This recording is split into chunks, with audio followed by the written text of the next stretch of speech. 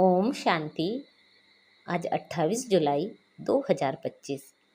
आज बाप दादा के अनमोल मधुर महावाक्य सुनते हैं। मीठे बच्चे, सभी को यह खुशखबरी सुनाओ कि अब फिर से विश्व में शांति स्थापन हो रही है। बाप आए हैं एक आदि सनातन देवी देवता धर्म स्थापन करने। आज की मुरली में प्रश्न है, तुम बच्चों को बार बार याद में रहने का इशारा क्यों दिया जाता है?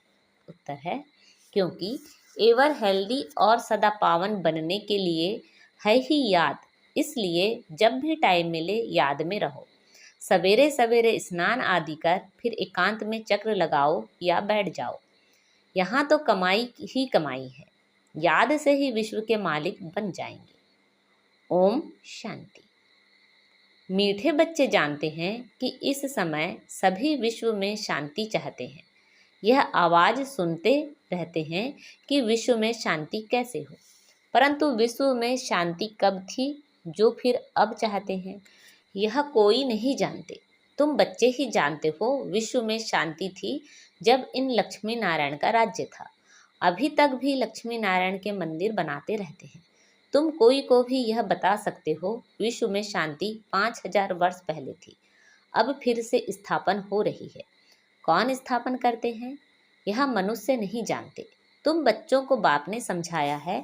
तुम किसी को भी समझा सकते हो, तुम लिख सकते हो, परंतु अभी तक कोई को हिम्मत नहीं है जो किसी को लिखे। अखबार में आवाज़ सुनते तो हैं, सब कहते हैं विश्व में शांति हो, लड़ाई आदि होगी तो मनुष्य विश्व में शांति के लिए यज्ञ रचेंगे। कौन सा यज्ञ? रुद्र यज्ञ रचेंगे। अभी बच्चे जानते हैं इस समय बाप, जिसको रुद्र शिव भी कहा जाता है, उसने ज्ञान यज्ञ रचा है। विश्व में शांति अब स्थापन हो रही है।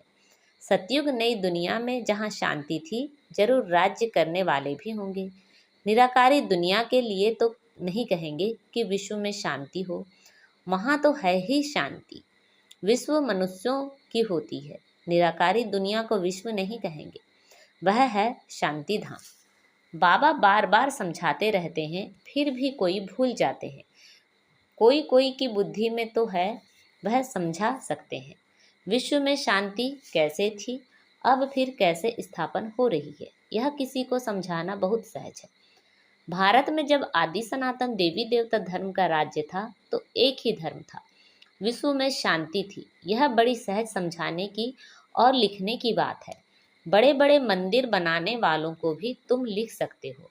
विश्व में शांति आज से 5000 वर्ष पहले थी, जब इनका राज्य था, जिनके ही तुम मंदिर बनाते हो। भारत में ही इन्हों का राज्य था और कोई धर्म नहीं था। यह तो सहज है और सयानप की बात है। ड्रामा अनुसार आगे चल सब समझ जाएंगे। तुम यह खुशखबरी सबको सुना सकते हो, छपा भी सकते हो ब्यूटीफुल कार्ड पर। विश्व में शांति आज से 5000 वर्ष पहले थी, जब नई दुनिया नया भारत था, लक्ष्मी नारायण का राज्य था।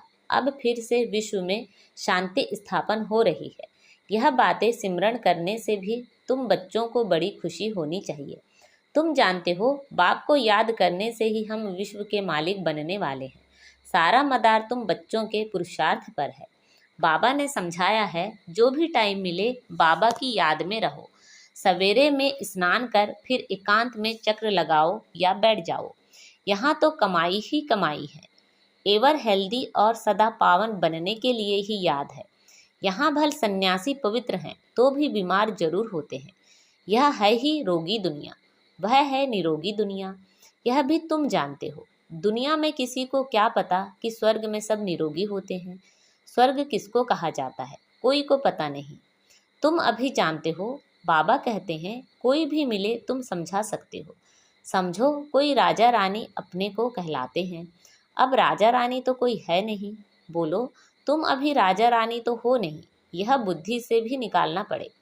महाराजा महारानी श्री लक्ष्मी नारायण की राजधानी तो अब स्थापन हो रही है, तो जरूर यहाँ कोई भी राजा रानी नहीं होने चाहिए। हम राजा रानी हैं, यह भी भूल जाओ। ऑर्डिनरी मनुष्यों के मौफिक चलो। इन्हों के पास भी पैसे सोना आदि रहता तो है ना। अभी कायदे पास हो रहे हैं, अब सब ये ले लेंगे, फिर कॉमन मनुष्यों के मौफिक हो जाएंगे। यह भी युक्तियाँ रच रहे हैं। गायन भी है ना, किसी की दबी रहे धूल में, किसी की राजा खाए। जब राजा कोई की खाते नहीं हैं, राजाएं तो हैं नहीं, प्रजा ही प्रजा का खा रही हैं। आजकल का राज्य बड़ा वंडरफुल है। जब बिल्कुल राजाओं का नाम निकल जाता है तो फिर राजधानी स्थापन होती है। अभी तुम जानते हो, हम वहाँ जा रहे हैं जहाँ विश्व में शांति होती है ही सुखधाम सतो प्रधान दुनिया। वहाँ हम जाने के लिए पुरुषार्थ कर रहे हैं। बच्चियाँ भपके से बैठकर समझाएं, बाहर का सिर्फ आर्टिफिशियल भपका नहीं चाहिए। आजकल तो आर्टिफिशियल भी बहुत निकले हैं ना। यहाँ तो पक्के ब्रह्मा कुमार कुमारियाँ चाहिए। तुम ब्राह्मण ब्रह्मा बाप के साथ विश्व में शांति की स्थापना का कार्य कर रहे हो। ऐसे शांति स्थापन करने वाले बच्चे बहुत शांतचित्त और बहुत मीठे चाहिए, क्योंकि जानते हैं हम निमित्त बने हैं विश्व में शांति स्थापन करने। तो पहले हमारे में बहुत शांति चाहिए। बातचीत भी बहुत आहिस्ते आहिस्ते बड़ी रॉयल्टी से करनी है। तुम बिल्कुल गुप्त हो, तुम्हारी बुद्धि में अविनाशी ज्ञान रत्नों का खजाना भरा हुआ है। बाप के तुम वारिस हो ना, जितना बाप के पास खजाना है तुमको भी पूरा भरना चाहिए। सारी मिल्कियत आपकी है, परंतु वह हिम्मत नहीं है तो ले नहीं सकते। लेने वाले ही उच्च पद पाएंगे। कोई को समझाने का बड़ा शौक चाहिए। हमको भारत को फिर से स्वर्ग बनाना है। धंधा आदि करते साथ में यह भी सर्विस करनी है, इसलिए बाबा जल्दी जल्दी करते हैं। फिर भी होता तो ड्रामा अनुसार ही है। हर एक अपने टाइम पर चल रहा है। बच्चों को भी पुरुषार्थ करा रहे हैं। बच्चों को निश्चय है कि अभी बाकी थोड़ा समय है। यह हमारा अंतिम जन्म है, फिर हम स्वर्ग में होंगे। यह दुखधाम है, फिर सुखधाम हो जाएगा। बनने में टाइम तो लगता है ना। यह विनाश छोटा थोड़ी ही है। जैसे नया घर बनता है तो फिर नए घर की ही याद आती है, वह है हद की बात। उसमें कोई संबंध आदि थोड़े ही बदल जाते हैं। यह तो पुरानी दुनिया ही बदलनी है। फिर तो अच्छी रीति पढ़ेंगे, वह राजाई कुल में आएंगे, नहीं तो प्रजा में चले जाएंगे। बच्चों को बड़ी खुशी होनी चाहिए। बाबा ने समझाया है, 50-60 जन्म तुम सुख पाते हो। द्वापर में भी तुम्हारे पास बहुत धन रहता है। दुख तो बाद में होता है। राजाएं जब आपस में लड़ते हैं, फूट पड़ती है, तब दुख शुरू होता है। पहले तो अनाज आदि भी बहुत सस्ते होते हैं। फैमन आदि भी बाद में पड़ती है। तुम्हारे पास बहुत धन रहता है। सतो प्रधान से तमो प्रधान में धीरे धीरे आते हो।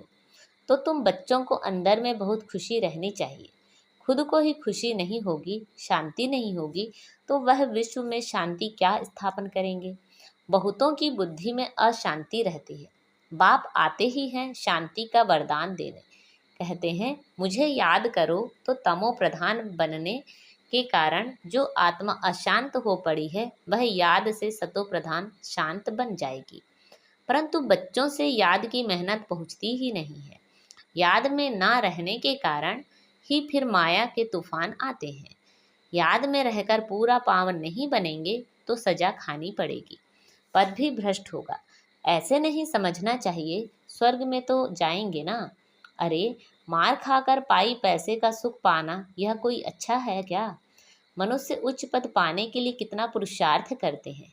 ऐसे नहीं कि जो मिला सो अच्छा है। ऐसा कोई नहीं होगा जो पुरुषार्थ नहीं करेगा। भीख मांगने वाले फकीर लोग भी अपने पास पैसे इकट्ठे करते हैं। पैसे के तो सभी भूखे होते हैं। पैसे से हर बात का सुख होता है। तुम बच्चे जानते हो, हम बाबा से अथाह धन लेते हैं। पुरुषार्थ कम करेंगे तो धन भी कम मिलेगा। बाप धन देते हैं ना, कहते भी हैं धन है तो अमेरिका आदि का चक्र लगाओ। तुम जितना बाप को याद करेंगे और सर्विस करेंगे, उतना सुख पाएंगे। बाप हर बात में पुरुषार्थ कराते, उच्च बनाते हैं। समझते हैं बच्चे नाम बाला करेंगे हमारे कुल का। तुम बच्चों को भी ईश्वरी कुल का बाप का नाम बाला करना है। यह सत बाप, सत टीचर, सदगुरु ठहरा। ऊंचे उच्च बाप, उच्चते उच्च सच्चा सदगुरु भी ठहरा। यह भी समझाया है कि गुरु एक ही होता है, दूसरा ना कोई। सर्व का सदगति दाता एक, यह तुम भी जानते हो। अभी तुम पारस बुद्धि बन रहे हो। पारसपुरी के पारसनाथ राजा रानी बनते हो। कितनी सहज बात है। भारत गोल्डन एज था। विश्व में शांति कैसी थी, यह तुम इस लक्ष्मी नारायण के चित्र पर समझा सकते हो। हेवन में शांति थी, अभी है हेल। इनमें अशांति है। हेवन में यह लक्ष्मी नारायण रहते हैं ना। श्री कृष्ण को लॉर्ड कृष्णा भी कहते हैं, श्री कृष्ण भगवान भी कहते हैं।